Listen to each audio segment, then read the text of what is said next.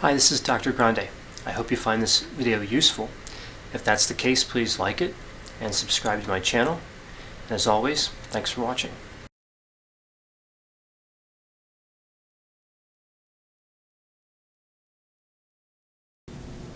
Hi Kathy, how you doing today? I'm okay. How are you?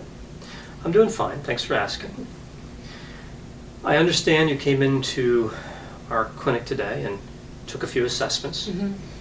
And I have the results of one of those assessments, and I wanted to share those results with you. Oh, okay. Okay. You don't seem sure. I didn't know it would be that fast. I thought it'd be a couple days or a week or something until. But go ahead. Okay, is it okay? Yeah. The instrument that I want to talk about specifically at this time is the SASSI, and it's designed to assess the probability that you may have some difficulty with substances. Okay. Is that all right? Okay. Okay. So in looking at the results of the instrument, there are a few areas where I'm a little concerned and I want to talk to you about what the test indicates. Right. Is this a surprise for you? I just, tests are so. You never can trust them, in my opinion. So I'm willing to hear what you have to say, but I just don't. I don't know. Go ahead. All right. So you're a little skeptical of tests, but you'll hear me out. Sure. Okay. Yes. I appreciate that. You have here, I'm not going to go through all the different information that's provided, but there's an area that indicates concerns about alcohol, and separately an area about concerns drug use. And on both of those areas, you were higher than we would expect to see. Do you understand the concept of a percentile? Yeah, like the opposite of a decimal or something, right? Like you add. Well, let me do explain 100 or something, or okay. Let me explain it.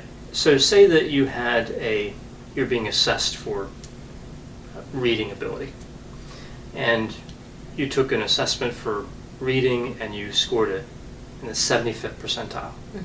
Okay, that means that your reading skill is greater than or equal to 75% of the population. So of all people that could be assessed with that. Like growth charts for kids and stuff when they're like in a certain percentile. Okay. Does that make sense? Yeah, got it. Okay. So with that in mind, you were in the 99th percentile for alcohol and drug concerns. Can you appreciate that we might view that as an area to talk about? I guess we have to. Does that result surprise you?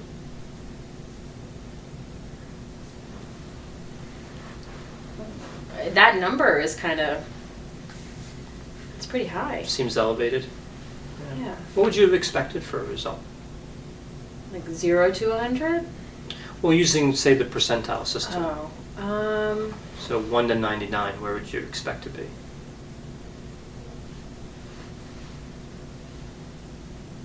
I don't know. I'm just not that high. I'm so embarrassed.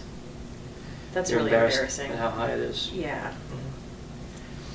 Well, there's other areas I want to talk about, and Okay. you were high on, you're in the 98th percentile on a subscale called family versus controls. And typically we see a score that high when individuals who take this assessment are putting other people's needs in front of theirs. Does that sound like something you do? Yeah, every day. Every day? I have to. Can you tell me about that? I mean, yeah, I'm divorced. I have a boyfriend who's sometimes around, and my kids have to go places and do activities, and I have to help them with homework, and so I have to kind of keep going, and I'm exhausted, but I found ways to make it work for me so that I can make it work for them. I mean, who wouldn't do that, I guess. So you've really worked hard and sacrificed for them. Yeah. And that seems to be what's reflected on this scale.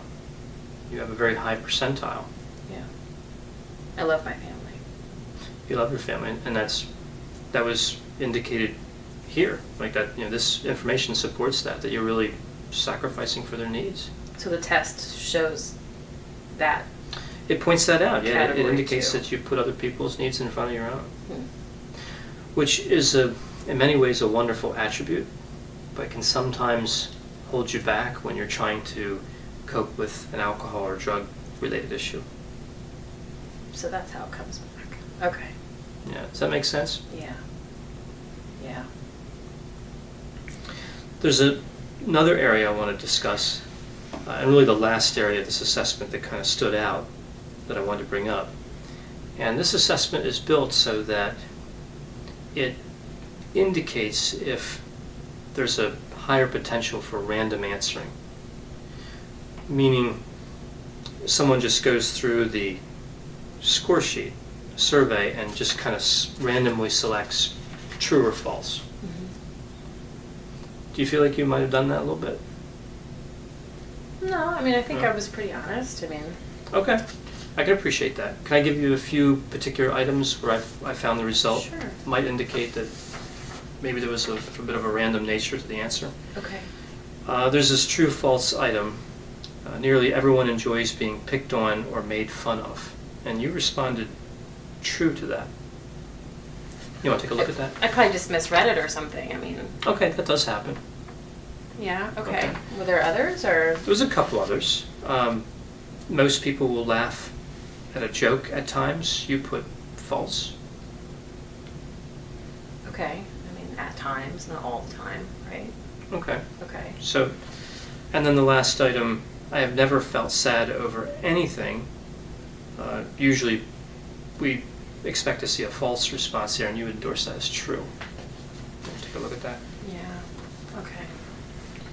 I think I was just frustrated taking, it was just like 67 and then, so many more over here. It's just like, if someone says I need help, then like help me, don't, make me take tests, I guess. So you feel like at some point in taking the test, you were frustrated, you became frustrated? Yeah. I mean, if I have to be honest, that was not my favorite thing to do. Do you feel as though in this portion of the test, you weren't reading the items carefully? Probably not. What do you think was going on there? I mean, embarrassed that I even have to be here. Mm-hmm. I mean, I'm missing a bunch of after-school stuff right now because I have to be here. Missing time with your family? My mom's, helping with the kids and everything, but still, if I have this, then how can I be a mom? How can I still be there for them if this test is saying that I have something wrong?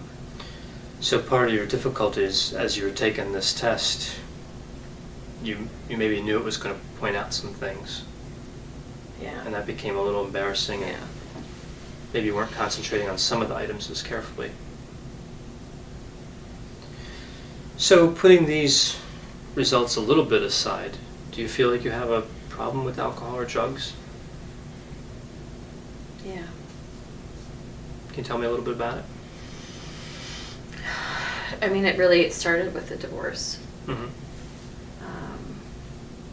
We'd always been social drinkers, but once my husband left, it just felt good to have something that I could count on. And would help me fall asleep at night because, I was always so busy and my body was constantly moving and I just needed something to calm me down. So I thought it was helping. But,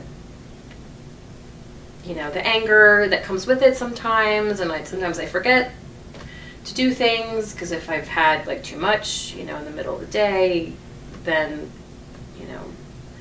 I forgot to pick the kids up from the bus stop a couple times, and it's all fine. My mom was able to go,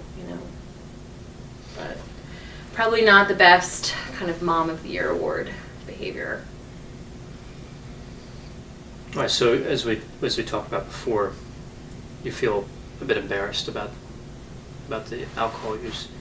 How about the drug use? So you talked about alcohol, and that's even worse. That's even worse? Yeah. Was that on the test too? Like it showed? Yeah, again, it showed you the 99th percentile for both alcohol and drugs. My son is, he has been on Adderall pretty much since the divorce, probably. Mm-hmm. And so I kind of take that throughout the day to stay elevated, and, you know, the low energy times that I have, if I drink too much, I'll take some of his Adderall, or more than I should. So consuming more alcohol than you should, and taking more Adderall than... Yeah, I mean, that's like, you can't steal from your kid, but honestly, I don't know how else to keep up. I mean, I'm just going to be frank. I don't know how else to do it. So it helps to keep you moving throughout the day. Yeah. Are you prescribed Adderall at all? No. No. I'm going to take it. My son's doctor doesn't mind. You know, he'll give us a bottle every couple of weeks. All right, so you have the alcohol, you mentioned vodka, and you have, on the drug side, Adderall. Is there any other substances that you're using? And if we go out, you know, we'll get some Coke or something, but that's strictly social. You know, the kids aren't there, and we're with other adults and close friends, and we'll just have fun. All right, so there's a few different drugs, couple different drugs. Well, we're here at a treatment facility, right? We treat alcohol and drug problems, and with the results of this instrument and the other information you received, would you like to receive treatment here?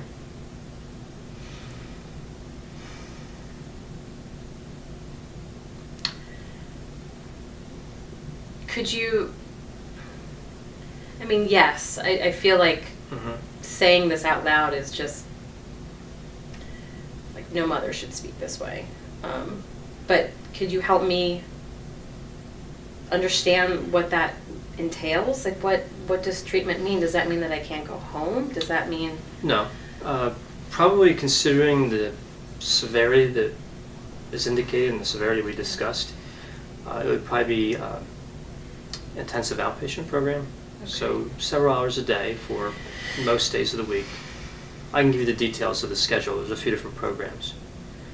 But it would be a substantial commitment. I feel it matches the symptoms that you're presenting with. Well, that's what I was going to say. Do you think the numbers and the information you got, that means? I think at a minimum they correspond to an intensive outpatient program. Okay. Does this mean I lose custody of my kids or anything? Like, I don't have any say in that. Is there an ongoing... No. I feel like this label would be awful. You know. We'll talk about before we finalize the schedule and get you into treatment, we'll talk about the limits of confidentiality. Okay. There are limits to confidentiality in general. Everything that happens in treatment is confidential. Okay. But there are some exceptions. So I'll make sure that I fill you in on those and that you're comfortable with those before we proceed. Okay. So notwithstanding anything related to that, sure. Do you feel comfortable moving forward? Yeah, I guess it's time. All right. I think that's a good decision. Okay. If that helps. Okay, thank you. Absolutely. So I'm going to go out and get some of those schedules. Okay. For IOP, and we can discuss the limits of confidentiality and go through that. Okay. All right, does that sound good? Sure, yeah. Thanks. Thanks, Kathy.